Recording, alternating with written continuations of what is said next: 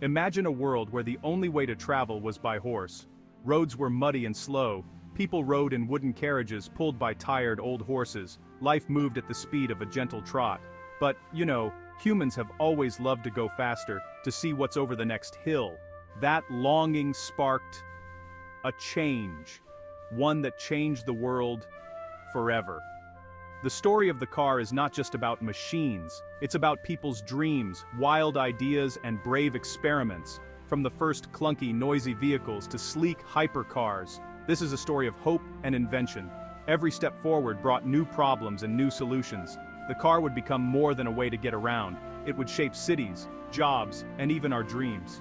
Today we live in a world of highways and fast lanes. Cars are everywhere.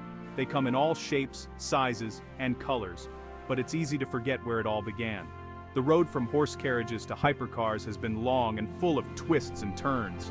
Let's buckle up and travel through time to see how the car became king of the road. Before petrol and diesel, inventors tried to make vehicles move with steam. Steam engines turned water into power, just like old trains. In the late 1700s, a clever Frenchman named Nicolas-Joseph Cugnot built one of the first steam-powered road vehicles. His Ferrier à vapeur could carry people, but it was slow and hard to steer. Others followed. In England, Richard Trevithick built a steam carriage in 1801. It worked, but it was noisy and honestly, it scared the horses. Steam cars were heavy and needed lots of water. They often broke down on rough roads. Still, these inventors set the wheels in motion for something greater. The 19th century saw more tinkering. Inventors added better boilers and lighter parts. Some steam cars could go faster than a horse, but they were still not practical for everyday use. Roads weren't ready, and people were not sure if they could trust these strange, smoky machines. Even so, these early experiments were important. They showed that it was possible to move without a horse, and that one day, something faster could rule the road. In the late 1800s, a new kind of engine changed everything. The internal combustion engine used petrol or gasoline. It was smaller and lighter than a steam engine. Inventors across Europe raced to make the first real car. Carl Benz, a German engineer, won that race. In 1885, Benz built the motor wagon. It had 3 wheels and a tiny engine, but it could travel faster and farther than any steam car. People were amazed. His wife, Bertha Benz, was the first to take a long road trip in the motor wagon. She showed the world that cars could really work. At the same time, inventors like Gottlieb Daimler and Wilhelm Maybach were building their own petrol-powered vehicles. Soon, France and Britain joined the race. Early cars were expensive and tricky to drive, but they were exciting and they captured people's imaginations. These machines were the ancestors of all cars today. They turned the dream of self-powered travel into a reality. At first, cars were toys for the rich. They were built by hand, one at a time, and cost a fortune. But in America, Henry Ford had a different idea. He wanted to build cars that ordinary people could afford. His answer was the Model T, and a brand new way of making cars.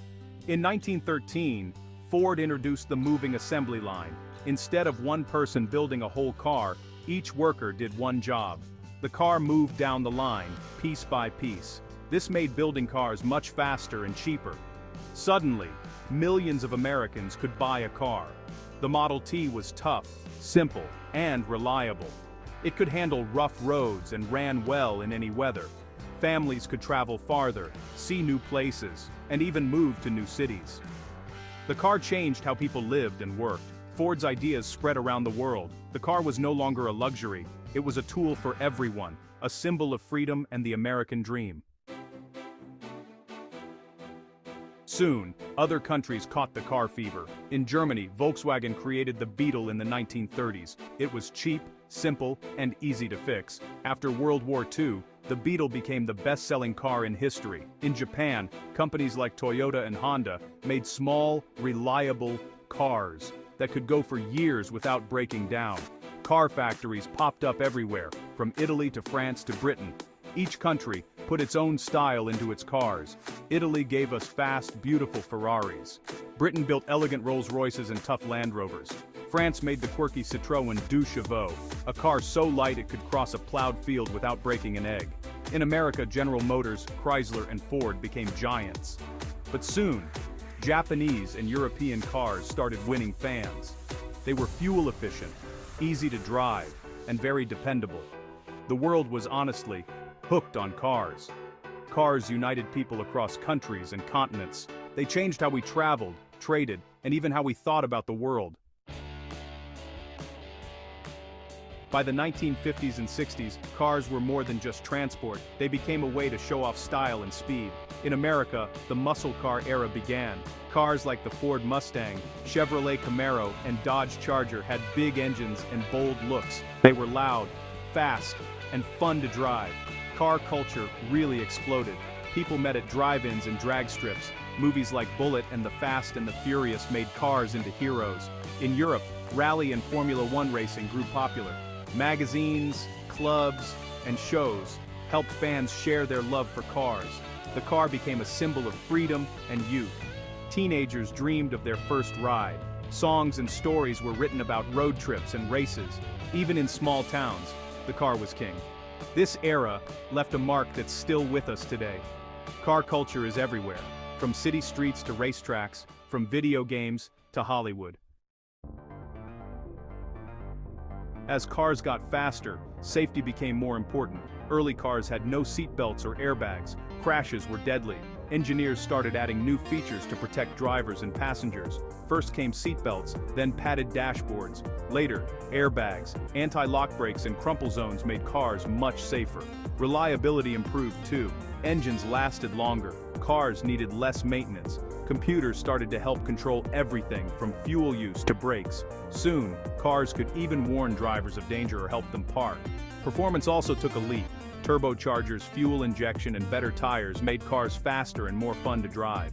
Luxury brands added comfort, heated seats, climate control, and high-quality sound systems.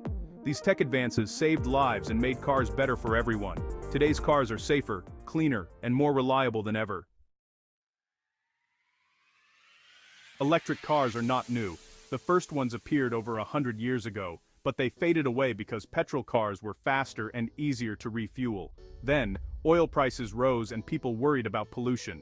Inventors tried again, but early electric cars were slow and had short ranges. Everything changed in the 21st century. Tesla, led by Elon Musk, made electric cars cool and fast. The Tesla Model S could go over 300 miles on one charge and even beat sports cars in a race. Other companies followed. Now, nearly every car brand sells electric vehicles. Charging stations are appearing everywhere. Batteries keep getting better. Electric cars are quiet, clean, and need less maintenance. Governments offer incentives to help people buy them. The world is slowly shifting from petrol to electric power. Tesla didn't just make electric cars popular, it started a revolution in how we think about mobility in the future. What comes next? The car world is changing faster than ever. Self-driving cars, powered by smart computers and sensors, are already being tested on roads. They use cameras, radar, and artificial intelligence to see the world and avoid accidents. Cars of the future may not need steering wheels. Some will talk to each other to avoid crashes and traffic jams. Electric cars will keep getting better with longer ranges and faster charging. New materials will make cars lighter, stronger, and greener. Sustainability is the next big challenge. Companies are making cars from recycled materials and finding ways to reuse old batteries. Solar panels and wind power may help charge them. Cities are building more public transport and bike paths to cut down on traffic and pollution.